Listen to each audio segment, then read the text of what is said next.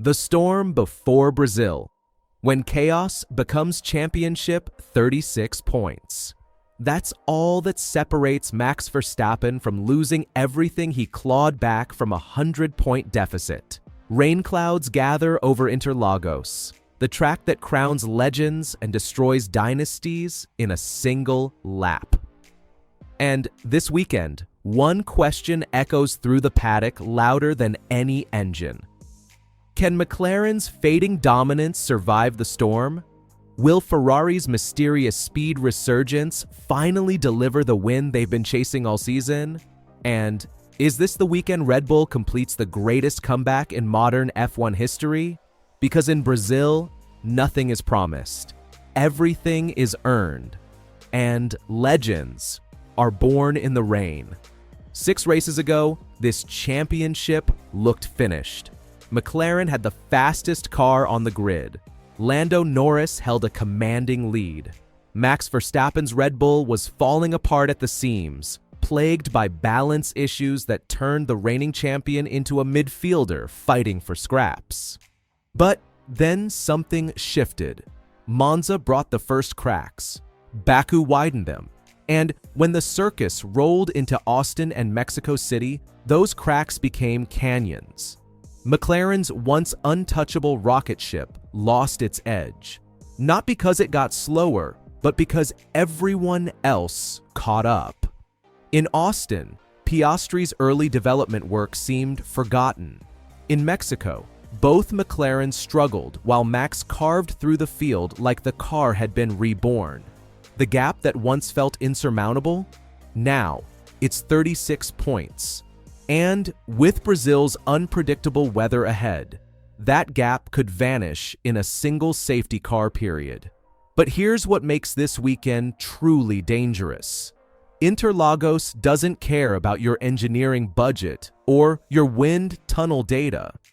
This track rewards raw talent, bravery under pressure, and the willingness to risk everything when the rain falls. It's the great equalizer. The place where careers are made and broken in 15 seconds of madness through Senna's S. And this year, every team arrives wounded. Mercedes scored 0 podiums in Mexico after looking like potential race winners. Ferrari clawed back to second in the constructors despite Charles Leclerc losing a podium to penalty confusion that still has no clear explanation.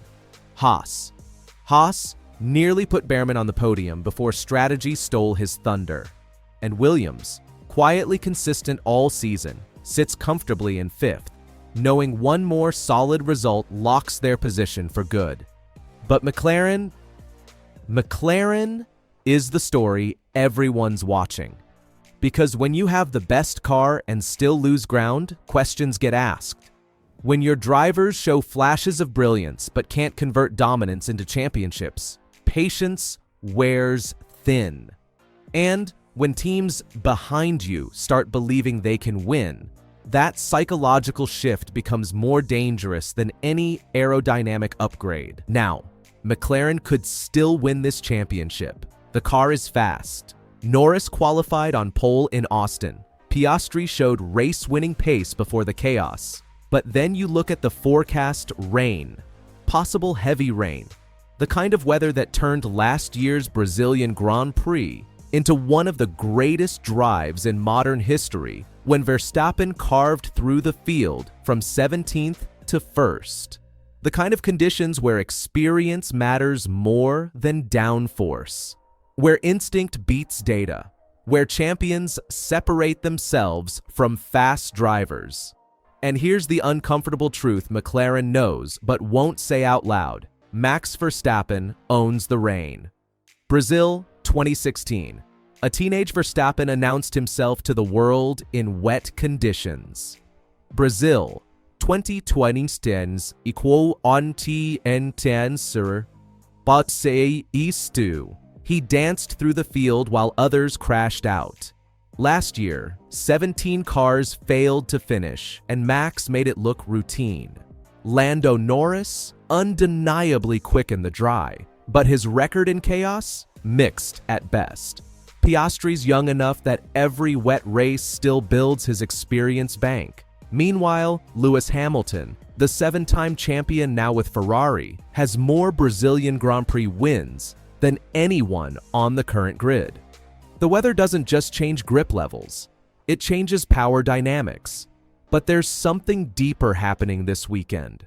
Something that explains why teams who looked dead in the water 2 months ago are suddenly back in the fight. Development has stopped mattering. Think about it. McLaren built their rocket ship early in the season and maintained that advantage through the European swing. But in Formula One, you can't stand still. When you have the best car, you can't stop developing to focus on next year because everyone else is still pushing. And that's exactly what happened. Red Bull, desperate to save their season, threw everything at understanding their car's balance issues. Ferrari, finally fixing their tire management problems that plagued them since Spain, found consistent race pace. Even Mercedes started extracting performance from a package that looked lost in the midfield battles. McLaren's advantage didn't disappear because they got slower. It vanished because the development war caught up to them while they were already looking ahead to 2026. Now, we arrive at Interlagos with 5 teams genuinely believing they can win. Red Bull with their improved balance, Ferrari with their newfound race pace, Mercedes with their track-specific speed, McLaren with, well, the memory of what they used to have, and even Haas, who proved in Mexico that on the right weekend, with the right strategy, they can challenge the establishment. This is F1 at its most dangerous. When everyone has a chance, no one is safe. So, what does this mean for Sunday? First, the Drivers' Championship becomes pure gladiatorial combat. 36 points with 4 races remaining sounds comfortable until you remember that a DNF scores 0. A collision in Turn 1 changes everything. One moment of oversteer on cold slicks in the rain ends careers. Max needs to outscore Lando by at least 9 points this weekend to keep pressure building. Lando needs to hold serve and pray McLaren finds the performance edge they've lost. And lurking in the shadows, Charles Leclerc, who's been the fastest driver on Saturdays, but hasn't converted that into a single win all season. Brazil could be his moment, or his latest heartbreak. Second, the constructors' fight explodes wide open. Ferrari's back in second. Red Bull's charging. Mercedes swings wildly between podiums and pointless weekends. The team that leaves Brazil with the momentum swing will carry that psychological advantage straight into Vegas, Qatar, and Abu Dhabi. And third, perhaps most crucially, this weekend defines reputations. Behrman nearly stood on a podium in Mexico, announcing himself as Ferrari's future with authority. If he delivers again in Brazil, those comparisons to young Charles Leclerc become impossible to ignore. Yuki Tsunoda's been quietly cooking the last few weeks. Another points finish, and Red Bull's junior program looks genuinely threatening again. Even Williams, with Carlos Sainz finally hitting the form everyone expected, could lock down 5th and prove they're ready to fight for real in 2026. But above all else, Brazil will answer one question. When the chaos comes, who rises? Scenario 1. The Red Bull resurrection. Max wins in the rain, dominates like he never lost form. The championship gap shrinks to 20 points or less.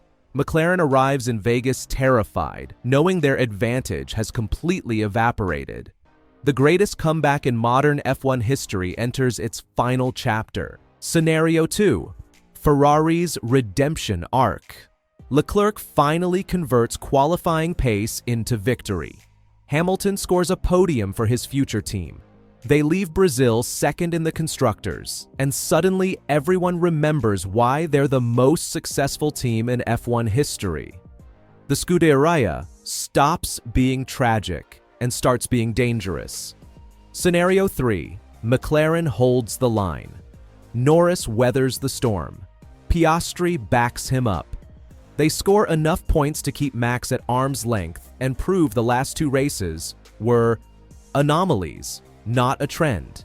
They leave Brazil wounded but alive, knowing that if they can just survive 3 more weekends, the championship is theirs. But there's a fourth scenario no one wants to say out loud.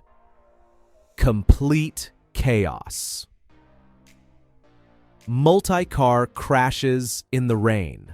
Safety cars bunching the field. Strategy calls that go catastrophically wrong. The kind of race where everyone loses something and no one feels safe heading into the final stretch. Has McLaren already lost the psychological war, even if they're still leading on points?